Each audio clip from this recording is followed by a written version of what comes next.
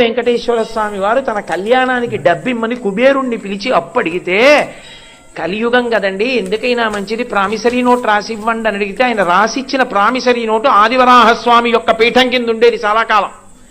అదే దాన్ని ముద్రణ చేసి గోడ మీద కూడా కట్టారు చాలా కాలం. ఎప్పుడు పుచ్చుకున్నారో, ఏం రాసిచ్చారో, ఏమి సంతకం పెట్టారో కూడా ఉండేది.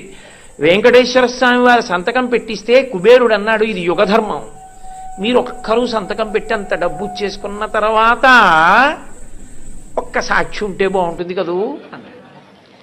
ఏమంటే ఎప్పుడూ అబద్ధం ఆడ్డగా మహానుభావుడు తనలో తను రమిస్తూ కూర్చుంటాడు. శివుడితో పెట్టిస్తాను, పెట్టించండి, పెట్టాడు. ఆయనది పెట్టించారు కానండి, తనలో తాను రమిస్తూ ఉంటాడు. చండీశ్వరుడి దగ్గరే చిటికెయ్యాలి. ఆయన దగ్గరికి వెళ్ళి అయ్యా మా బాకీ అంటే త్రిశూలం పట్టుకుంటే కొంచెం ఎప్పుడు కళ్ళు తెరిచి చూసి ఆయన ఎవరినైనా చూడండి అంటే చతుర్ముఖ బ్రహ్మగారి సంతకం పెట్టించారు.